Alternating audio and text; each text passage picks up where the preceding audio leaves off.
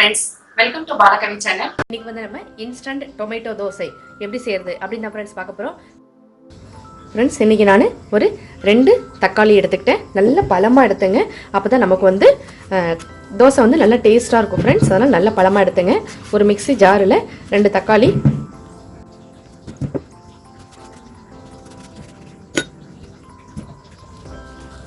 மூணு சிவப்பு மிளகாய் ஃப்ரெண்ட்ஸ். உங்களுடைய காரங்களுக்கு தகுந்த மாதிரி நீங்கள் 2 சேர்த்துக்கலாம், 3 சேர்த்துக்கலாம் ஃப்ரெண்ட்ஸ். நம்ம விருப்பம் தான். இப்போ இதை நல்லா மிக்சியில்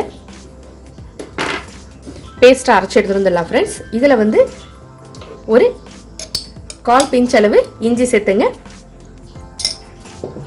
இப்போ நான் இதை அரைச்சி எடுத்துகிட்டு வந்துடுறேன் ஃப்ரெண்ட்ஸ். நம்ம நல்லா பேஸ்ட்டாக அரைச்சி எடுத்துகிட்டு வந்தாச்சு ஃப்ரெண்ட்ஸ். இந்த டொமேட்டோ பேஸ்ட்டை ஒரு பவுலில் மாற்றிக்கலாம். இப்போ நம்ம இது இன்ஸ்டன்ட் தக்காளி தோசை அப்படின்றனால நம்ம வீட்டில் உள்ள பொருட்களை நம்ம இதோட மிக்ஸ் பண்ணி நம்ம தோசை சுட போகிறோம் ஃப்ரெண்ட்ஸ். நான் வந்து ஒரு 1/2 கப்பு ரவா எடுத்துக்கிட்டேன். 1/4 கப்பு கோதுமை மாவு எடுத்துக்கிறேன் ஃப்ரெண்ட்ஸ். 1/2 கப் அளவு அரிசி மாவு ஃப்ரெண்ட்ஸ். உப்பு ஒரு 1/2 டீஸ்பூன்லேருந்து 3/4 டீஸ்பூன் வரைக்கும் ஃப்ரெண்ட்ஸ் நல்லா மிக்ஸ் பண்ணி விட்டுக்கோங்க.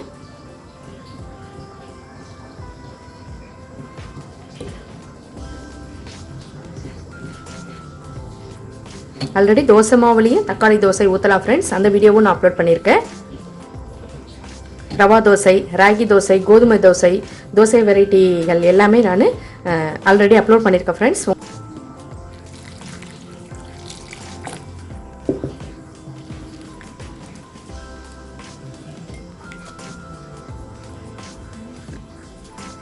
பொடுசாக நறுக்கிய வெங்காயம் சேர்த்துக்கலாம் ஃப்ரெண்ட்ஸ். இந்த வெங்காயம் வந்து நீங்கள் வதக்கியும் போடலாம், அப்படியும் போடலாம் ஃப்ரெண்ட்ஸ். நம்மளோட விருப்பம் தான். ஜீரகம் ஒரு 1/2 டீஸ்பூன் சேர்த்துக்கிறேன். மல்லி இலை,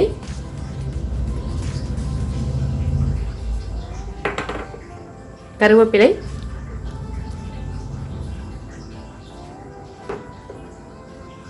எல்லாம் நல்லா மிக்ஸ் பண்ணி விட்டுட்டு உப்பு காரம் உங்களுக்கு போதுமானு பாருங்க ஃப்ரெண்ட்ஸ். உங்களுக்கு இன்னும் காரம் தேவைப்படுதுன்னா மிளகு சேர்த்துக்கலாம், இல்லைன்னா பச்சை மிளகாய் சேர்த்துக்கலாம் ஃப்ரெண்ட்ஸ். சிவப்பு மிளகாய் நீங்கள் அவாய்ட் பண்ணிவிட்டு டேரெக்டாக பச்சை மிளகாயும் சேர்த்துக்கலாம். மிளகு சேர்த்து கொடுத்தீங்கன்னா இதை மாதிரி உள்ள குளிர் காலத்தில் நமக்கு மிளகு வந்து சேரும்போது உடம்புக்கு ரொம்ப நல்லதாக இருக்கும் ஃப்ரெண்ட்ஸ். மிளகும் சேர்த்துக்கலாம், நம்மளோட விருப்பம் தான்.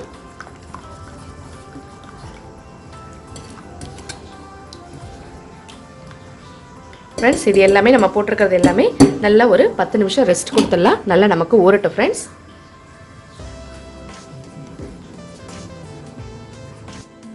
ஃப்ரெண்ட்ஸ் வாங்க, ஒரு 10 நிமிஷம் ஆயிடுச்சு. எப்படி இருக்குது பார்க்கலாம். கொஞ்சம் திக்காக இருக்குது பாருங்கள். இப்போ நமக்கு நல்ல ரோஸ்ட்டாக வேணும் தோசை, ரவா தோசை மாதிரி. அதனால் நம்ம இதில் தாராளமாக தண்ணி ஊற்றி மிக்ஸ் பண்ணிக்கலாம் ஃப்ரெண்ட்ஸ். நல்ல தண்ணியாக இருக்கணும், அப்போ தான் நமக்கு நல்ல ரோஸ்ட்டாக வரும் ஃப்ரெண்ட்ஸ். இந்த அளவுக்கு தண்ணி பற்ற வைக்கணும் இருக்கும் ஃப்ரெண்ட்ஸ். நமக்கு கல் ஹீட்டாக ஆரம்பிச்சிருச்சு. இப்போ நம்ம தோசை ஊற்ற ஆரம்பிக்கலாம்.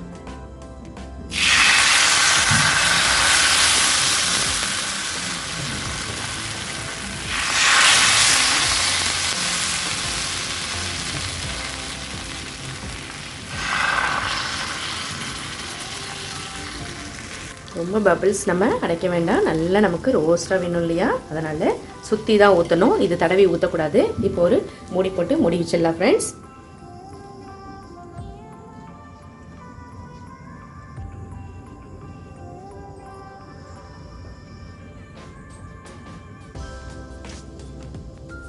ஒரு நிமிஷம் ஆனோடனே நம்ம இப்போ எண்ணெய் விட்டுக்கலாம் ஃப்ரெண்ட்ஸ். நல்லெண்ணெய் விட்டுங்க, ரொம்ப டேஸ்ட்டாக இருக்கும் நல்லெண்ணெயோட வாசனை.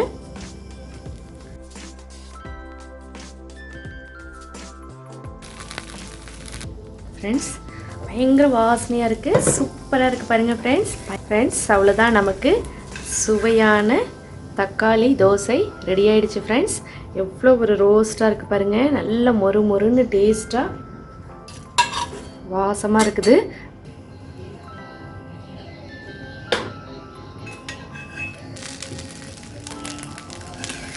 சுவையான மொறு மொறுன்னு ரோஸ்டான டொமேட்டோ இன்ஸ்டன்ட் தோசை ரெடி ஆகிடுச்சு ஃப்ரெண்ட்ஸ். நீங்களும் செஞ்சு ட்ரை பண்ணி பாருங்கள்.